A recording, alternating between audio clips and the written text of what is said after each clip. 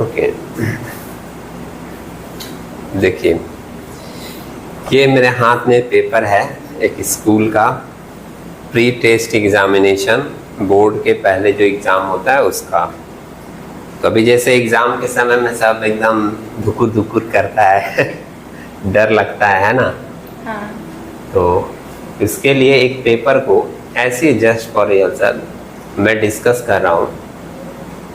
तुम लोग क्या करो, इस पेपर को देखो, जिनको सबसे ज़्यादा घबराहट है, जिससे एक व्यक्ति को सबसे ज़्यादा घबराहट है, तो सबसे ज़्यादा आंसर, सबसे ज़्यादा नहीं, सारा आंसर तुम ही देना।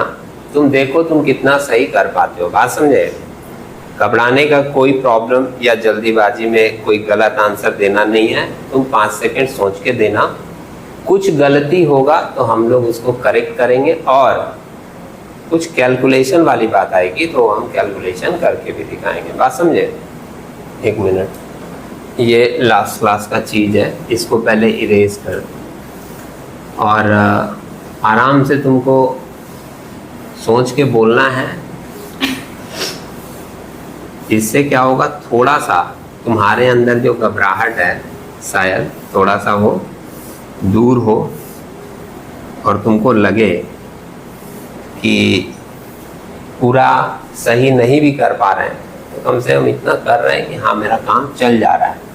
और अभी तुम्हारे पास समय है, तुम आराम से क्या कर सकते हो, उस चीज़ को रिकैप कर सकते हो। समझे? और एग्ज़ाम से रिलेटेड भी कुछ बातें हैं, वो मैं डिस्कशन के समय बताता रहूँगा। क्वेश्चन नंबर 1 देखो, partnership is defined under section of the Indian partnership act 1932। और देखो बता पा रहे हो? इजी था सर। रिलैक्स, इजी है तो थोड़ा तो लग रहा है ना। हम लोग तो पेपर करते थे, 1 नंबर भी सही कर ले तो भाई 1 नंबर पाएंगे, 1 नंबर पाएंगे, तब कॉन्फिडेंस यहीं से शुरू होगा। आप दूसरा देखो, the written documents which contains the term of agreement of partnership is known as. B, memorandum of association. नहीं, ये तो बहुत कॉमन क्वेश्चन है। पार्टनरशिप डीड, पार्टनरशिप डीड में सारा एग्रीमेंट का बात लिखा रहता है ना। और सुनो यहाँ देखो, हाँ। जैसे अब जो है ना, ऐसा नहीं है, ये चीज़ आप पढ़े हो, अब सुने भी हो, प्रेशर दिमाग में ज़्यादा है, और बहुत ज़्यादा अगर तुम प्रेशर लेकर अगर पढ़ोगे भी तो फिर वो चीज़ तुम दिमाग में रिटेन नहीं कर पाओगे। इसलिए रिलैक्स होकर करो। ये चीज़ पढ़ा हुआ है आपका, बस दिमाग क्या कर रहा है, हाँ, प्रेशर के कारण उस चीज़ को कंफ्यूजन में क्रिएट कर दे रहा है दिमाग। बात समझे? सिंपल क्वेश्चन है ये। रिटन डॉक्यूमेंट जो होता है जिसमें सब एग्रीमेंट लिखा रहता है पार्टनरशिप का, वो क्या होता है? Partnership deed. पॉइंट नंबर 3 है, in the absence of partnership agreement partner can get share of profit, interest on loan, और बोथ ए एंड बी है। फिर है none of the above, both A and B होगा, क्योंकि अगर agreement में मान लीजिए एग्रीमेंट नहीं बना तो उनको प्रॉफिट तो मिलता ही है, और इंटरेस्ट ऑन लोन तो मैंडेटरी है कि अगर एग्रीमेंट नहीं भी बना है, कुछ नहीं भी लिखा है, और कोई पार्टनर लोन दिया है तो उसको इंटरेस्ट ऑन लोन तो मिलेगा ही। तो इसमें जो ऑप्शन है वो ए और बी दोनों होगा। तो ऑप्शन सी में दिख रहा है ना, बोथ ए एंड बी, तो बोथ के साथ जाएंगे। फिर है profit and loss appropriation account is personal, real, nominal और वैल्यूएशन। नॉमिनल अकाउंट है, ठीक है। कभी भी ऐसा नहीं सोचोगे कि ये लाइन अनकॉमन है तो यही होगा, सिंपल वे में देखेंगे। फिर है the current account of partners. ये तो क्वेश्चन कई बार आया है डिस्कशन में, बहुत सारा मॉडल पेपर में भी आया है। Current account of partners may be debit और क्रेडिट बैलेंस, ठीक है। नेक्स्ट पेज में आ जाओ। नेक्स्ट पेज वाला देखना, A and B are partner sharing profit and losses in the ratio 3:2। Ratio दिया है, capital of 2 lakh and 1 lakh respectively. What will be the share of profit of A and B. A और B का share of profit क्या होगा if the partnership deed is silent on interest on capital. अब देखिए, अगर partnership deed silent है interest on capital पर, तो इंटरेस्ट ऑन कैपिटल किसी भी पार्टनर को प्रोवाइड नहीं किया जाता। आपको ना इससे रिलेटेड बहुत सारा पॉइंट्स लिखवाया गया था, 15-16 पॉइंट्स लिखवाए गए थे, उसको रीड कर लेना। उसमें से जरूर 2-3 क्वेश्चन जो है ना एमसीक्यू का मिलेगा। मतलब जब पीएल एप्रोप्रिएशन का फॉर्मेट लिखवाए थे तो उसके नीचे 15-20 पॉइंट्स लिखवाए थे, पॉइंट टू बी कंसिडर्ड बोलकर। उसमें ये सारी बातें थी कि इंटरेस्ट ऑन कैपिटल के बारे में अगर पार्टनरशिप डीड में कुछ नहीं लिखा है तो किसी भी पार्टनर को इंटरेस्ट ऑन कैपिटल नहीं मिलेगा। बात समझे? अब इंटरेस्ट ऑन कैपिटल मिलेगा नहीं तो सिर्फ उनको प्रॉफिट मिलेगा। और प्रॉफिट कितना दिया हुआ है? Profit of for the year 50,000। Sums में रेशियो दिया ही है तो 50,000 को 3:2 में डिवाइड कर दो। 3/5 और 2/5 आएगा 30,000 और 20,000। लेकिन ये ऑप्शन में नहीं। सिंपल है। हाँ, ये ऑप्शन में नहीं है, वो एक्चुअली करेक्ट करवाया गया था। तो जैसे ऑप्शन बी जो है, इसमें ऑप्शन ए और ऑप्शन बी दोनों सेम दे दिया है, 25,000 25,000 25,000 25,000। तो ऑप्शन बी जो है ना वो करेक्ट कराया गया था 30,000 और 20,000। तो ऑप्शन बी के साथ हम लोग चले वो जाएंगे। वही लगा लेकिन फिर बाद में लगा नहीं है। ठीक है, अगला पॉइंट देखो। X, Y and Z are partners sharing profit and losses in the ratio 16, 12 और 7। 16, 12 और 7 के रेशियो में 3 पार्टनर बिजनेस चला रहा है with a minimum profit of 10,000 to Z। यहाँ Z का प्रॉफिट को गारंटी लिया गया है तो 10 कि Z को 10,000 मिलना ही चाहिए। अब इस तरह के कंडीशन में हम लोग क्या करते हैं कि अगर Z को 10,000 नहीं मिला तो X और Y का प्रॉफिट से निकाल कर Z को दिया जाएगा। X और Y बियर करेगा उसका जितना भी कम होगा। ठीक है, to Z the profit for the year amounted to ₹38,000। Profit भी दे दिया 38,000। अब बोला identify the correct journal entry with regards to the distribution of profit. आपको तो पहले प्रॉफिट तीनों का निकाल लेना पड़ेगा, उसके बाद ही तुम डिसाइड कर पाओगे कि क्या इसका जर्नल एंट्री होगा। बात समझे? क्वेश्चन नंबर 7 है, हम थोड़ा इसका कैलकुलेशन करते हैं। यहाँ पर देखो 7 नंबर का। हाँ, Z का शेयर कितना हो रहा है? 10 गारंटी। एक मिनट ऐसे करते हैं, तीनों का निकाल लेते हैं, X का भी, Y का भी और Z का भी। क्योंकि Z को तो 10,000 देना ही है, लेकिन X और Y में से निकाल के भी तो देना होगा अगर उसका 10,000 से कम हुआ तो। समझ रहे हो? इसलिए X और Y का भी निकाल लेना है, एक साथ ही निकाल लेना है। प्रॉफिट है तुम्हारा 38,000 है ना, और X का रेशियो है 16/35, यही आएगा ना। 16, 12, 7 है तो 16 और 12 जोड़ोगे तो कितना आएगा? 28 और 7 35, 16/35 आएगा। निकाल के बताओ कितना आएगा इसका शेयर।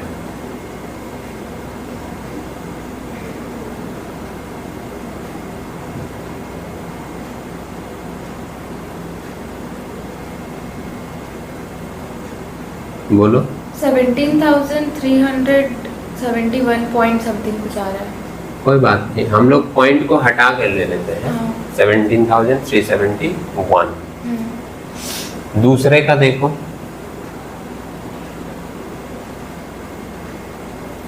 कितना आ रहा है? 13,028। 029 ले लेते हैं क्योंकि एक जगह कम किए ना। ठीक है, और तीसरे वाले का कितना आ रहा है देखो। ये तो फ्रैक्शन में नहीं आएगा, पूरा पूरी आएगा। 7×5 35। 7,400 आ रहा है क्या? 600 शायद।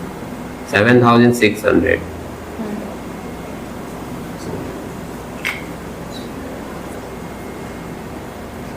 हाँ, देख लो फिर से। पक्का? ठीक है, 7,600। ओके, हाँ ठीक है। अभी इसका 7,600 आ रहा है और गारंटीड कितना था इसका? Z का ही गारंटीड था ना। Z का 10,000। एक मिनट, इसका गारंटीड था 10,000। तो अगर हम लोग डिफरेंस देखें तो 2,400 का डिफरेंस आ रहा है। अब ये 2,400 रुपया कौन बियर करेगा? X और Y। और एक्स और वाई जो बियर करेगा वो अपने रेशियो में करेगा। इन लोगों का रेशियो कितना है? 16 और 12। तो अगर एक्स बियर करे तो कितना करेगा? 2400 इंटू 16 डिवाइडेड बाई 28। 16 और 12 का रेशियो है। 16 और 12 ऐड करोगे आएगा 28। निकालो ये कितना आ रहा है?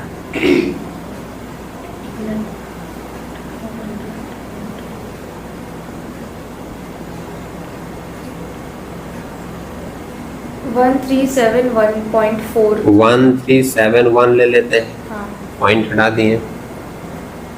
और दूसरे का 1029 आ रहा है क्या? 1028.9। हाँ ठीक है। मतलब ये क्या इंडिकेट कर रहा पता है कि x अपने प्रॉफिट में से इतना देगा z को और y अपने प्रॉफिट में से इतना देगा z को, तो z का हो जाएगा 10,000। तो अपने करेंगे क्या? x में से ये घटा देंगे, x दे देगा 1371 है ना। ये थोड़ा बड़ा दे दिया कैलकुलेशन, क्योंकि इतना ऐसे पॉइंट वाला कैलकुलेशन अगर दे दिया विदाउट कैलकुलेटर तो स्टूडेंट्स बहुत परेशान हो जाएगा। लेकिन ठीक है, अभी सम्स में आया तो समझ लीजिए। मेरे हिसाब से अगर ऐसा फिगर कुछ दिया तो बहुत फ्लैट फिगर और सिंपल फिगर देगा, समझे। उसको माइनस करके 16,000 आ रहा है। और दूसरे वाले का 1029 माइनस करें अगर 12,000 आ रहा है, हाँ है ना। और इसमें तो ये दोनों ऐड हो जाएगा, क्योंकि जो x देगा वो भी और जो y देगा वो भी मिला के तब उनका कितना हो जाएगा? 10,000, है ना। तो ये तो तीनों का प्रॉफिट निकला 16, 12, 10। अब एंट्री क्या बनेगा? प्रॉफिट बढ़ रहा है ना। तो जब किसी पार्टनर को प्रॉफिट दिया जाता है तो उसका कैपिटल अकाउंट क्रेडिट होता है और पीएल एप्रोप्रिएशन अकाउंट डेबिट होगा। मतलब एंट्री बनेगा profit and loss appropriation account debit to X capital account to Y capital account to Z capital account. और अमाउंट कितना कितना रहेगा? 16,000, 12,000, 10,000। किस ऑप्शन में ये बात है? Option A. तो ऑप्शन ए इसका करेक्ट आंसर होगा। ठीक है, नेक्स्ट पेज में आ जाइए। A partnership firm earned net profit of rupees 2,10,000 and partners are entitled to get a commission of 5% on the net profit after charging such commission. Then the amount of partners commission is, ये तो जो इस तरीके का होता है ना question after charging, है ना, उसका बड़ा सिंपल सा तरीका है। देखो, पार्टनर्स कमीशन आफ्टर चार्जिंग जब भी बोलता है हम लोग कैसे करते हैं? 2,10,000 इंटू 5/105। हाँ, जितना परसेंट रहता है आफ्टर चार्जिंग बोलता है तो हम लोग उसको क्या करते हैं? 100 में जोड़ कर लेते हैं। 5% बोला था, आफ्टर चार्जिंग बोला था। तो आप इसको सॉल्व कर लो। ये 21 से कट जाएगा और 21 यहाँ पर 1 के बाद 4 0 है, मतलब 10,000 आ रहा है। तुम्हारा ऑप्शन 10,000 होगा इसमें, ऑप्शन बी में, समझे। और एक और बात ध्यान रखना, अगर यहाँ पे वर्ड लिख दिया बिफोर चार्जिंग सच कमीशन, तो ऐसा नहीं है कि यहाँ पर 100 में से, यहाँ देखो आफ्टर चार्जिंग में है तो 5 जोड़ कर लिए डिवाइडेड बाई 105। बिफोर चार्जिंग अगर बोल देता है तो ऐसा नहीं कि 100 में 5 घटा के 95 लेंगे, नहीं, 100 ही रखेंगे। बिफोर चार्जिंग अगर बोला तो डायरेक्ट 5/100, माने जो सिंपल परसेंटेज का तरीका है वही लेते हैं। ठीक है, नेक्स्ट क्वेश्चन देखो, कैलकुलेशन वाला ही है। बोला A partners due ₹1,000 at the end of each month. Each month में at the end of each month रहता है तो कितने महीने कैलकुलेशन करते हैं? बोलो, 5.5 महीने का। ये सब पॉइंट्स आपको लाइन वाइज लिखवाया गया है, याद होना चाहिए। A partners due 1,000 at the end of each month, the amount of interest on drawing at the rate 6% per annum will be 330। अब आपको कैलकुलेट करके निकालना ही पड़ेगा, क्योंकि क्वेश्चन में पूछा है कि ये जो 330 रुपया ड्राइंग का इंटरेस्ट आया है वो सही है या गलत है, समझे। तो तुमको निकालना ही पड़ेगा कैलकुलेट करके। 9 नंबर है ना, हाँ 9। इंटरेस्ट देखना यहाँ पर, निकालने का तरीका हम लोग का होता है drawings into rate, end of the month है तो 5.5/12। अब इंटरेस्ट और सम्स में दे दिया है 330, लिखा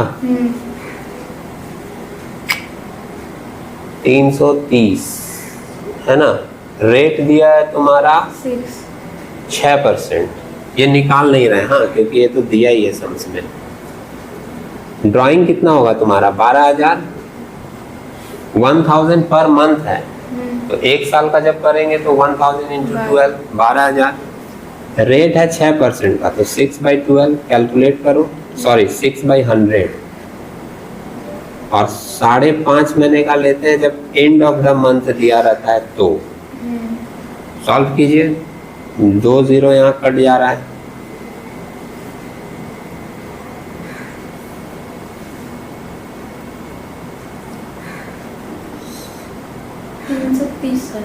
साल 60 इंटू 5 करेंगे तो 6 पंजे 30, 300, और 60 का आधा 0.5 है तो 60 का आधा 30, तो हमारा कितना निकल रहा है 330, और सम्स में यही दिया है 330, और पूछ रहा है ट्रू है या फॉल्स। ट्रू होगा, समझ रहे हो, कैलकुलेट करके तो निकालना ही पड़ा। नेक्स्ट देखना, असर्शन एंड रीजन वाला क्वेश्चन है। असर्शन में बोल रहा था fix capital method is better as compare to fluctuating capital method. ये लाइन सही नहीं है, फॉल्स है, समझे। अपने मन से हम लोग क्यों डिसाइड करेंगे कि ये मेथड अच्छा होता है, ये मेथड खराब होता है। 2 मेथड है कैपिटल का, fix capital method, fluctuating capital method. अब मान लो कोई एक बिजनेस ऑर्गेनाइजेशन है, उसको फिक्स मेथड ही सुटेबल लग रहा है, वो अपने कैपिटल को फिक्स रखना चाहता है, तो फिक्स मेथड उसके लिए बढ़िया है।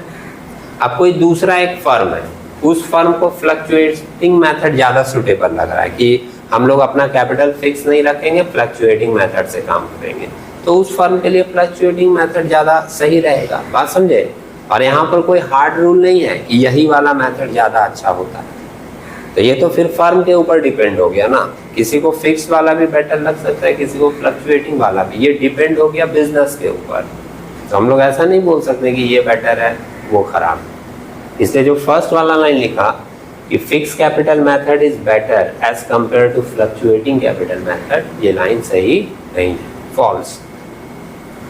दूसरा लाइन बोल रहा है reason, the capital of partners are fix and everything else is recorded in current account. ये सही है, जब पार्टनर्स का कैपिटल फिक्स रहता है तो बाकी सारा चीज कहाँ रिकॉर्ड होता है, करेंट अकाउंट। तो हम लोग बोलेंगे assertion is false but reason is true.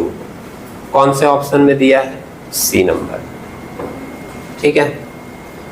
Next question देखो 11 नंबर क्या बोल रहा है, P and Q where partners with a fix capital of 3 lakh and 2 lakh respectively. As per their partnership deed, interest on capital was allowed 10% per annum, ठीक है। Net profit for the year, अच्छा एक बार mind में calculation करो, 3 लाख का 10% अगर interest दोगे तो 30,000 होगा, और 2 लाख का 10% दूसरे को इंटरेस्ट दोगे तो 20,000 होगा। तो इंटरेस्ट ही अगर 2 पार्टनर को दे तो 30,000 और 20,000 मिलाकर 50,000 रुपया इंटरेस्ट ऑन कैपिटल बन रहा है। लेकिन आगे सम्स में क्या बोला है, net profit for the year ended 31 March 25 was 30,000। तुम्हारा इंटरेस्ट ऑन कैपिटल निकल रहा है 50,000 और बिजनेस का नेट प्रॉफिट आया है कितना, 30,000 है। तो बोल रहा है the amount of interest on capital was credited to each partners current account for the year ended 31 March 25। तो उन लोगों को कितना इंटरेस्ट ऑन कैपिटल दिया जाएगा। देखिए हमने बहुत सारा मॉडल पेपर डिस्कस किया है, उस मॉडल पेपर में भी इस तरह का क्वेश्चन आया है, डिस्कस किए हैं, समझे। तुम जितना किए हो उतना ही देखोगे ना, काफी कॉन्फिडेंस क्रिएट हो जाएगा, समझे। इस तरह के सिचुएशन में क्या करते हैं, इंटरेस्ट ऑन कैपिटल निकल रहा है 50,000 लेकिन हम प्रॉफिट लेके बैठे हैं 30,000, बात समझे। तो क्या होगा कि जो प्रॉफिट वाला अमाउंट 30,000 है वही उन दोनों को इंटरेस्ट ऑन कैपिटल के रूप में दे दिया जाएगा। किस रेशियो में? जो लोगों का कैपिटल का रेशियो है उसमें।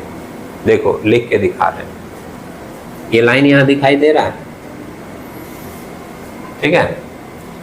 कैपिटल का रेशियो कितना है? कैपिटल रेशियो 3 लाख और 2 लाख है ना, तो 3:2 रेशियो हुआ। 3 लाख और 2 लाख। और तुम्हारे पास प्रॉफिट कितना अवेलेबल है? 30,000। 30,000। तो बस 30,000 को तुम 3:2 में दोनों को क्या करो, बांट दो। कितना कितना होगा? 18 और 12 शायद। हाँ 18 और 12 भी आएगा। 30,000 इंटू 3/5 है ना, 6 से कैंसिल होगा, 6,000 इंटू 3 18,000। और दूसरे का 30,000 इंटू 2/5, तो इसका आएगा कितना? 12 है। 30 में एक का 18,000 गया, तो दूसरे का कितना आएगा? 12,000 आएगा। तो इसमें ऑप्शन देखो, ऑप्शन सी दिया है 18,000 और 12,000, ठीक है। नेक्स्ट पेज में आ जाइए।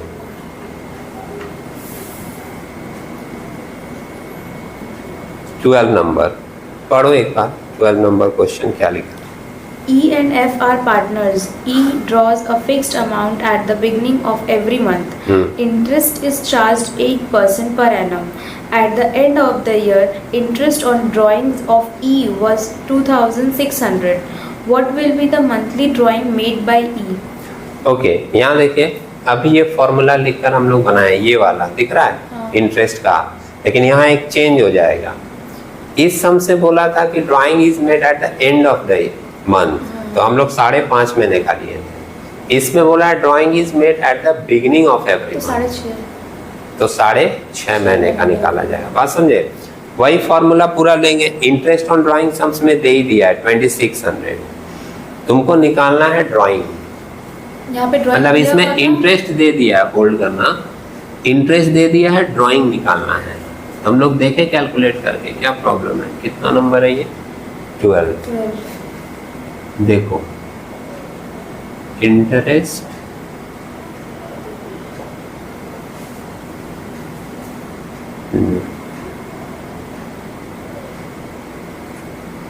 इनटू रेट और बिगिनिंग ऑफ द मंथ है तो 6.5/12। इंटरेस्ट हमारा दे दिया कितने का? 2,600 का। ड्राइंग पता नहीं है अपने को, है ना, यही तो पूछा है। रेट कितना परसेंट बोला है? 8%। तो 8/100 होगा और इधर 6.5/12 और सॉल्व करो इसको।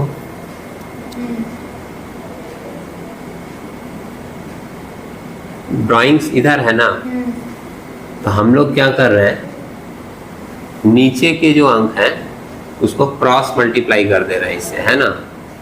2600 इंटू 100 इंटू 12, ठीक। एक मिनट, और जो ऊपर के हैं वो नीचे आ जाएंगे डिनोमिनेटर में। 8 into 6.5 equal to drawing. Solve करके देखो इसको कितना आ रहा है। 2,05,035 नहीं, 2,02,500। आराम से करो, आराम से, कोई प्रॉब्लम नहीं है। 5 सेकंड टाइम लेके करो। ऊपर के मल्टीप्लाई करके नीचे डिवाइड भी करने हैं, हाँ ठीक है। तो फाइनल फिगर कितना आ रहा है? 2,535,000। 2,535,000। बहुत ज़्यादा है। कैलकुलेशन में कुछ मिस्टेक हुआ होगा, देख लो इसमें। इसको दो मल्टीप्लाई करने के बाद ना पहले 8 से डिवाइड करना, फिर जो इक्वल टू में आएगा उसको फिर से 6.5 से डिवाइड करना, समझे। लोग मल्टीप्लाई कर दिए होगे नीचे वाले को। हाँ अब शायद थोड़ा सा ठीक है। 60,000। अभी थोड़ा ठीक नहीं आया, यही फिगर आना ही चाहिए था 60,000। सुनो यहाँ देखो, एक्चुअल में क्या किए होगे ना, इसको मल्टीप्लाई करके 8 से डिवाइड कर दिए होगे और फिर तुरंत मल्टीप्लाई कर दिए होगे 6.5। तो जैसे आप लिखे वैसे। जबकि हाँ वैसे नहीं करना था, पहले ऊपर का पूरा मल्टीप्लाई होगा, फिर डिवाइड होगा 8 से, फिर जो फिगर आएगा वो फिर डिवाइड होगा 6.5 से। खैर ये तो तुम्हारा आ गया ड्राइंग 60,000 का, लेकिन क्वेश्चन में देखोगे 60,000 का ऑप्शन नहीं है, क्योंकि क्वेश्चन ध्यान से देखना, उसमें पूछा है क्या, what will be the monthly drawings made by E. बात समझे? तो मंथली का मतलब है 60,000 जो आया ना वो ईयरली है, इसको 12 से डिवाइड कर दो तो तुमको फिगर मिल जाएगा 12 पंजे 5,000 का, तो 5,000 इसका आंसर होगा। और 5,000 हमारा ऑप्शन नंबर सी में दिया है। ठीक है, अच्छा नेक्स्ट क्वेश्चन बताओ, goodwill is a fictitious asset. तुम पढ़े क्या हो कि goodwill is an intangible asset. सुने, अब थोड़ा इस बात पे ध्यान देना, ये बहुत इंपॉर्टेंट क्वेश्चन है और इस तरह का कंफ्यूजन क्रिएटिंग सिनेरियो स्टूडेंट के साथ हमेशा आता है। मतलब कुछ ऐसा क्वेश्चन आ जाएगा जिसमें लगेगा ये भी ऑप्शन होगा, ये भी ऑप्शन होगा, मैं उसके बारे में कुछ बता रहा हूँ, ध्यान से सुनना। गुडविल जो है वो नॉर्मली अगर किसी से पूछा जाता है कि गुडविल क्या है, तो हम लोग बोलते हैं गुडविल एक इंटेंजिबल एसेट। बात समझे? तो अगर वो वाली लाइन दिमाग में रहेगी तब तो बोलेंगे कि ये लाइन फॉल्स है, फॉल्स बोल दिए। लेकिन जैसे कुछ लोगों का ऐसा मानना हो सकता है, जैसे अगर मान लो दो टीचर आपस में इस बात पे क्वेश्चन करें कि ये क्या होगा, तो ये एक डिबेटेबल क्वेश्चन होगा। डिबेटेबल मतलब जैसे ओपिनियन किसी का ये भी हो सकता है कि गुडविल एक इंटेंजिबल एसेट है, सही है, गुडविल फिक्टिशियस एसेट भी हो सकता है। फिर उनसे पूछोगे क्यों, तो उसका रीज़न ये बता सकते हैं वो कि अगर गुडविल मान लो कोई वैल्यू क्रिएट ना करे तो फिर वो किस कैटेगरी में चला जाएगा, फिक्टिशियस एसेट्स में। सुने, पूरी बात समझना क्लियरली। जैसे हम लोगों से पूछा जाता है गुडविल किस तरह का एसेट है, तो हम लोग फर्स्ट ऑप्शन क्या देते हैं, इंटेंजिबल एसेट। बात समझे? फर्स्ट ऑप्शन यही है। तो अगर वो ऑप्शन तुम्हारे दिमाग में है तो तुम तो फट से बोलोगे ये फॉल्स होगा। लेकिन अगर मान लो कोई पर्सन तुमको ये इसके पीछे लॉजिक दे कि गुडविल फिक्टिशियस एसेट भी हो सकता है अगर उसका कोई वैल्यू ना हो, तो मतलब अगर गुडविल को एक्सचेंज करके हमको कोई वैल्यू ना मिले तो फिर गुडविल मेरा फिक्टिशियस एसेट भी हो सकता है। तो ये बात तो 50-50 जैसा लग रहा है। तो फिर एक ऑप्शन इसमें दिया है पार्टली ट्रू, समझे? अब सुनो थर्ड पॉइंट इसके ऊपर। नेक्स्ट पर्सन जैसे मान लो हम हैं, तो हम उसके ऊपर ये भी ओपिनियन दे सकते हैं कि अगर गुडविल किसी का है तो ऐसा नहीं होगा कि उसका कोई वैल्यू ना हो, क्योंकि जब किसी का वैल्यू बनता है तभी उसका गुडविल क्रिएट होता है। और अगर किसी बिजनेस का गुडविल क्रिएट हो गया या किसी पर्सन का गुडविल क्रिएट हो गया तो वो तो उसका वैल्यू गेन करेगा ही करेगा। समझ रहे मेरी बात? जैसे तुम अगर मान लो अपना नाम बना ली, तुम्हारा गुडविल हो गया, तो तुम अपने गुडविल का कुछ ना कुछ बेनिफिट तो पाओगे ही, अपने काम में पाओ, अपने सर्विस में पाओ, कहीं भी पाओ, तुमको गुडविल का वैल्यू मिलेगा ही मिलेगा। तो अगर मान लो ये थॉट कोई क्रिएट करे कि गुडविल का अगर कोई बेनिफिट नहीं मिल रहा है, गुडविल का कोई अगर वैल्यू क्रिएट नहीं हो रहा है, तो वो फिक्टिशियस एसेट के कैटेगरी में चला जाएगा।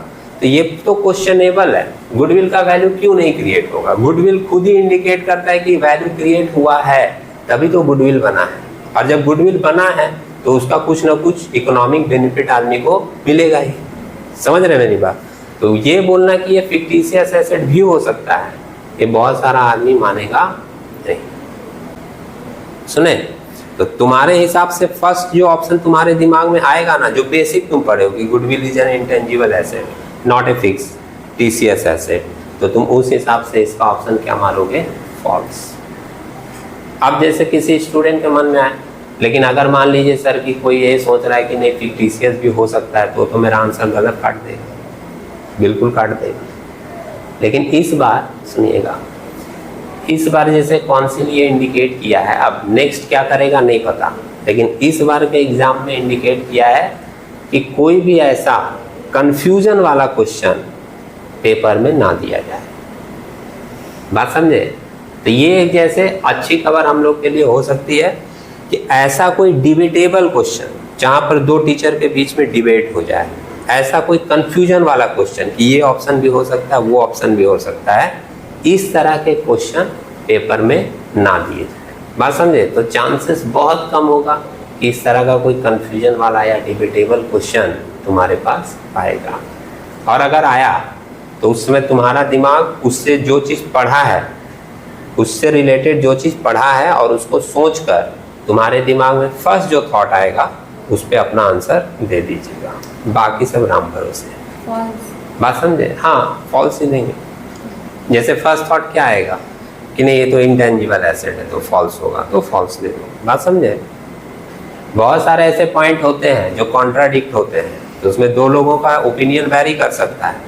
अब तुम तो अभी क्लास 11-12 का एग्जाम देने जा रहे हो, पीएचडी करने तो बैठे नहीं हो कि तुम उस पॉइंट को लेकर डिबेट करोगे। तुम 2-4 बुक निकाल कर रेफरेंस दोगे, सामने वाला 2-4 बुक निकाल कर रेफरेंस फेंकेगा। बात समझे?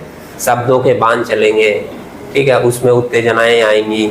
ये सब करने के लिए तुम थोड़े बैठे हो। तुम जो पढ़े हो उससे रिलेटेड फर्स्ट जो थॉट तुम्हारे अंदर आएगा उसको देखकर अपना आंसर दे दोगे। बात समझे? ओके, नेक्स्ट देखो क्वेश्चन नंबर 14। हाँ पढ़ो, ये भी कैलकुलेशन वाला है। Average profit is 15,000. The value of goodwill based on 2 years purchase of super profit is 18,000. Normal profit is average profit है कितने का? 15,000. 15,000 का। Value of goodwill based on 2 years purchase of super profit 18,000। मैंने ये 18,000 किसका value दिया पता है? गुडविल का। तो तुमसे नॉर्मल प्रॉफिट पूछ रहा है ना? 13 नंबर यहाँ लिख रहा हूँ मैं, 13 ही है ना? हाँ, नहीं 14 है। 14 है। अच्छा, 13 पे तो डिबेटेबल है। 14 नंबर देखिए, गुडविल का फॉर्मूला होता है सुपर प्रॉफिट मेथड में। इसके 5 मेथड हैं, 5 से सम्स बनाया हुआ है, प्लेलिस्ट में देखना सब मिलेगा एक एक करके। Into number of year purchase, है ना? Number of year purchase sums में कितना दिया है? 2। गुडविल का वैल्यू कितना दिया है? 18,000। 18,000। अच्छा, ये मल्टीप्लाई का चीज डिवाइड में आ जाएगा, हाँ। Equal to super profit. ऐसे देख तो सब समझ में आता, बोलते हो हाँ हाँ ठीक है समझ गया, इजी है कर लेंगे। लेकिन जैसे ही खुद से देखते हो तो दिमाग काम नहीं करता है। चीजें जो है ना याद नहीं, दिमाग में स्टोर रखना होगा सब फॉर्मूला। बात समझे? तो सुपर प्रॉफिट कितना आ गया तुम्हारा? 9,000। अब तुम बताओ सुपर प्रॉफिट का फॉर्मूला क्या होता है?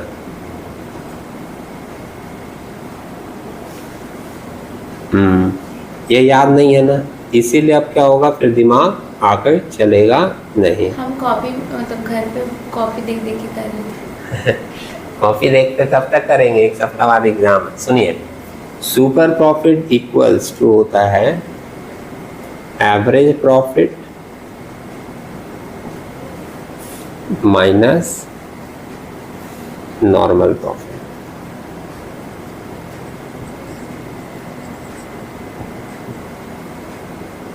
और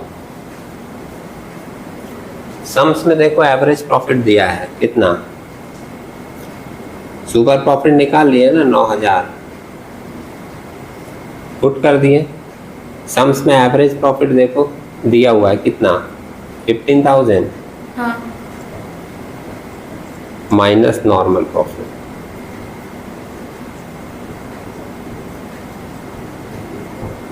उधर ले जाएंगे तो ये माइनस जो है प्लस हो जाएगा नॉर्मल प्रॉफिट, है ना? इक्वल्स 15,000 और वो 9,000 जब इधर आएगा तो माइनस हो जाएगा, तो कितना आ रहा है रिजल्ट? 6,000। 6,000 हमारा नॉर्मल प्रॉफिट होगा। ऑप्शन ए में दिया है, ठीक है। नेक्स्ट पढ़ो 15 number. Average profit is 60,000. Normal rate of return is 12%. Capital employed is 4,40,000. Then the value of goodwill under capitalization method will be.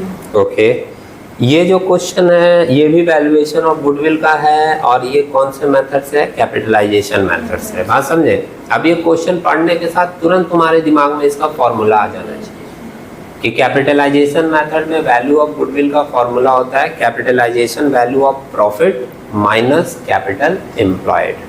तो सम्स में देखो कैपिटल एम्प्लॉयड दिया है कितना 4,40,000। हमको सिर्फ निकालना है क्या कैपिटलाइजेशन वैल्यू ऑफ प्रॉफिट। अब देखो यहाँ पर कैपिटलाइजेशन वैल्यू ऑफ प्रॉफिट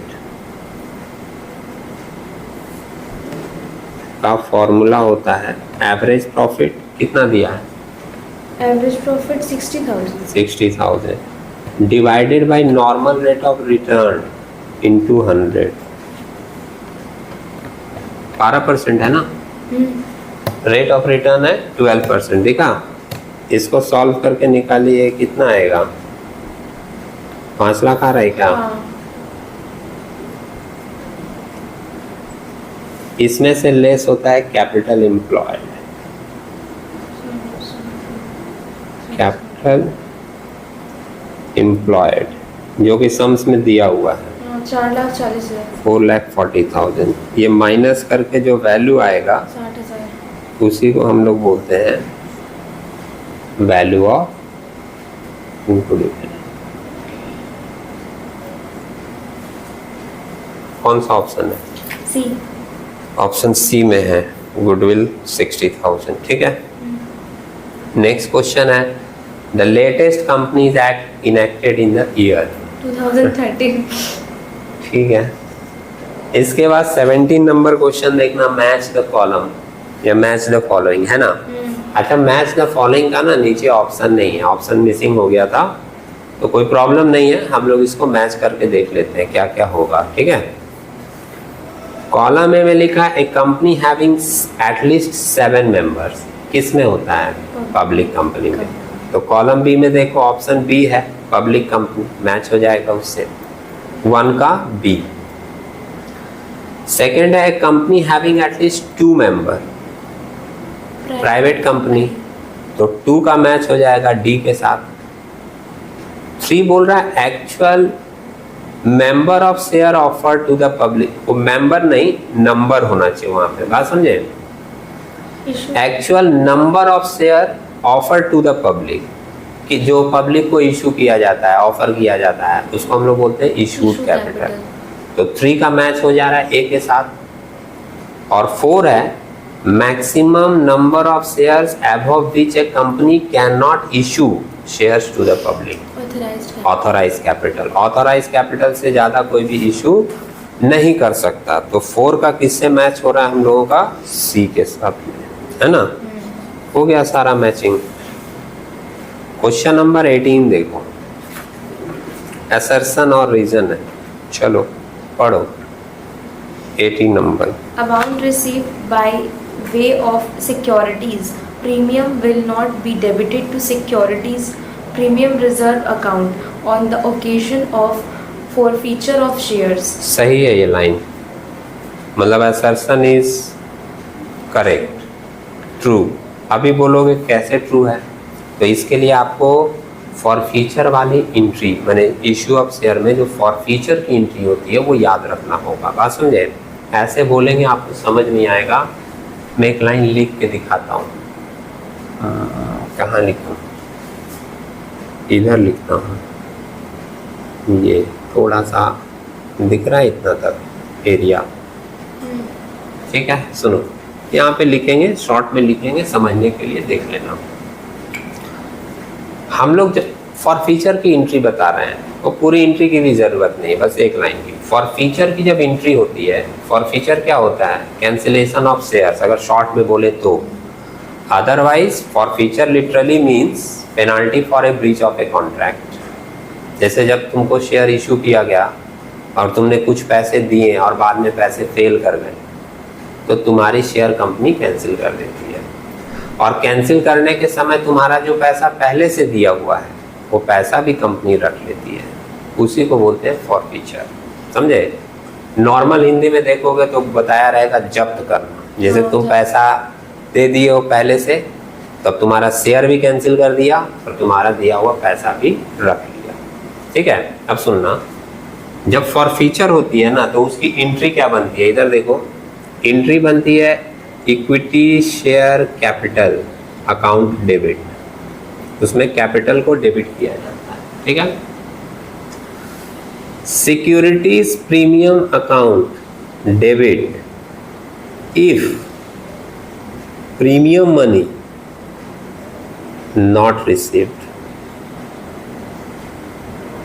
मेरा बात यहीं तक क्लियर हो जाएगा। माने जब फॉरफीचर की एंट्री होती है तो दो चीज डेबिट होता है, एक शेयर कैपिटल डेबिट होता है और एक सिक्योरिटीज प्रीमियम भी डेबिट होता है। लेकिन सिक्योरिटीज प्रीमियम कब डेबिट होता है? If premium money not receive, जैसे कंपनी प्रीमियम का पैसा नहीं पाए तब वो क्या करेगा? प्रीमियम को डेबिट करेगा। बात समझे? अगर प्रीमियम का पैसा नहीं पाया तब डेबिट करेगा। स्टेटमेंट देखो क्या लिखा है, amount receive by way of securities premium, माने कंपनी ने प्रीमियम का पैसा रिसीव कर लिया है तो अब वो डेबिट करेगा? नहीं करेगा। तो आगे तो वही लिखा है, will not be debited to securities premium reserve account, लिखा तो वो तो लाइन जो लिखा है वो सही है, क्योंकि सिक्योरिटीज प्रीमियम रिजर्व इसका पूरा नाम है। सिक्योरिटीज प्रीमियम रिजर्व डेबिट होता है कब? जब प्रीमियम का पैसा रिसीव नहीं होता है। लेकिन लाइन में लिखा है कि कंपनी प्रीमियम का पैसा रिसीव किया है तो वो सिक्योरिटीज प्रीमियम को डेबिट नहीं करेगा, तो सही लिखा है। इसलिए हम बोले कि वो जो असर्शन है वो ट्रू है। रीजन में क्या लिखा है? Receive amount of securities premium will be debited while writing of certain types of capital loss or expenditure। ये गलत है। सिक्योरिटीज प्रीमियम का जो पैसा आता है कंपनी के पास, वो पैसा कैपिटल लॉस को एडजस्ट करने के लिए यूज नहीं होता है। सिक्योरिटीज प्रीमियम का जो पैसा कंपनी के पास आता है, कंपनी उससे फर्दर बोनस इशू वगैरह करने के समय उस पैसे को यूज करती है। आप समझे?